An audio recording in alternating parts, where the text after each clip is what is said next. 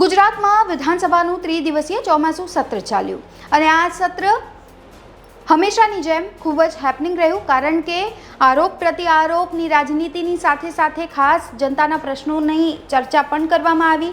કોંગ્રેસ દ્વારા અનેક સવાલો પણ સરકારને કરવામાં આવ્યા, સરકારને ઘેરવાનો પ્રયત્ન કરવામાં આવ્યો અને છેલ્લો દિવસ જે હતો આ ચોમાસું સત્રનો એ ખૂબ જ ખાસ હતો, કારણ કે અહીં અર્જુન મોઢવાડિયા લાઇમલાઇટમાં આવ્યા. અર્જુન મોઢવાડિયા જે કોંગ્રેસમાંથી પક્ષ પલટો કરીને ભારતીય જનતા પાર્ટીમાં આવ્યા છે, કેસરીયો ખેસ તેમને ચૂંટણી પહેલાં ધારણ કર્યો છે અને આજ અર્જુન મોઢવાડિયા એકવાર ફરી આ વિધાનસભા સત્ર દરમિયાન ચર્ચામાં આવ્યા, કારણ કે તેમને તેમના જૂના સાથી શૈલેષ પરમારને ભારતીય જનતા પાર્ટીમાં આવવાનું આમંત્રણ આપી દીધું અને આ આમંત્રણ પણ ખૂબ જ ખાસ હતું. કન્વર્ઝેશન જે હતું એ બંને વચ્ચે ખૂબ જ ખાસ રહ્યું હતું. શું છે એ ખાસ કન્વર્ઝેશનમાં વાત કરીશું આ રિપોર્ટમાં. નમસ્કાર, આપ જોઈ રહ્યા છો ગુજરાત તકને, આપની સાથે હું છું સૌમ્યા. ચોમાસું સત્રના છેલ્લા દિવસે વિધાનસભા ગૃહમાં બિલ પર ચર્ચા ચાલી રહી હતી અને આ જ સમયે અર્જુન મોઢવાડિયાએ શૈલેષ પરમારને ભાજપમાં આવવા ઓફર કરી. આ ઓફર એટલા માટે કરવામાં આવી કારણ કે શૈલેષ પરમારે રંગાબેલાનું શું હતું તેવો સવાલ અર્જુન મોઢવાડિયાને પૂછ્યો હતો. તેના જવાબમાં અર્જુન મોઢવાડિયાએ આ ઓફર કરી હતી. અર્જુન મોઢવાડિયાએ શૈલેષ પરમારને કહ્યું કે તમે ટકી રહ્યા છો, તમને ધન્યવાદ, હું તો છૂટ્યો. આ સાથે જ કહ્યું કે તમારું અને મારું કશું ચાલતું ન હતું અને હજુ પણ તમારું ચાલતું નથી. કોંગ્રેસમાં પરસેવાની કિંમત નથી, ત્યાં ઉપરથી આવે એ જ કરવું પડે. જોજો હો શૈલેષભાઈ, ઓફર તો સારી છે પણ તમે એકવાર અર્જુનભાઈની સામે જોઈ લેજો, પછી વિચારજો કે શું કરવું.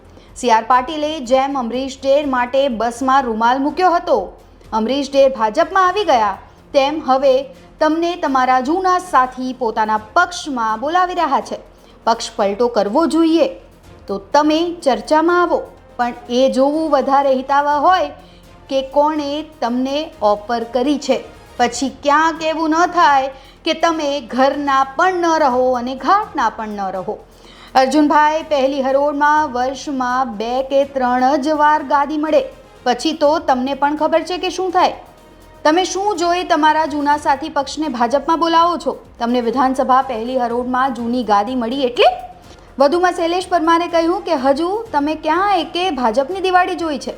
તમે કોંગ્રેસને કહો છો કે ત્યાં પરસેવાની કિંમત નથી, ત્યાં ઉપરથી આવે એ જ કરવું પડે.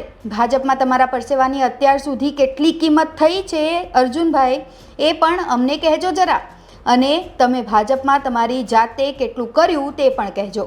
હવે આ નિર્ણય તો શૈલેષ પરમારનો છે, ઓફર સ્વીકારવી કે ન સ્વીકારવી, કારણ કે જો શૈલેષભાઈ તમે ઓફર સ્વીકાર કરવા માંગતા હો તો એકવાર તમારા પક્ષમાંથી ભાજપમાં ગયેલા અરવિંદ લાડાણીની સામે જોઈ લેજો, કારણ કે તમારા પક્ષમાંથી પક્ષ પલટો કરી ભાજપમાં ગયેલા તમારા મોટા કદ્દાવર નેતાઓને ભાજપે પાર્ટીમાં લઈ તો લીધા, સાચવી પણ લીધા, પદ પણ આપી દીધા અને આ ત્રણેય નેતાઓ ભાજપમાં ધારાસભ્યના પદે પણ છે.